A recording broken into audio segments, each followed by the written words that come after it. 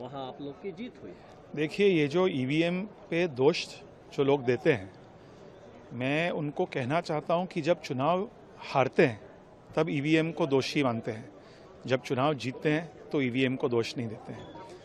बहुत गंदी राजनीति है।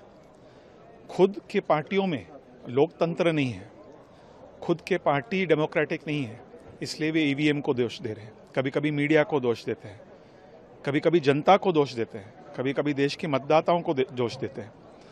तो सुप्रीम कोर्ट में जा सकते हैं। मैं 5 चुनाव लड़ चुका हूं। मेरा पहला चुनाव 2004 में, पूरी देश में वो पहला चुनाव था जहां पे ईवीएम्स को राष्ट्रीय स्तर पर लागू किया गया था। उस समय भी मुझे ईवीएम्स में विश्वास था, आज भी मुझे ईवीएम्स में विश्वास है।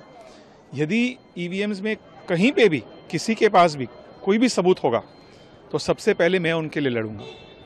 भारत देश का, दुनिया का सबसे बड़ा लोकतंत्र है और आज विश्व के जो इलेक्शन कमीशंस है वे हमेशा कहते हैं कि भारत का जो इलेक्शन चुनावी प्रक्रिया है वो एक ऐसे प्रक्रिया है जहां कुछ ही घंटों के अंदर वोट्स गिन के हम तय करते हैं कि कौन जीत गया है।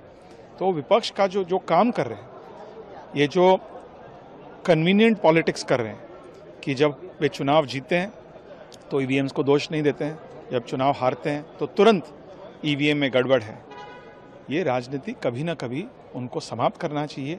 सकारात्मक राजनीति करना चाहिए, देश और जनता के सामने पॉजिटिव एजेंडा लाना चाहिए।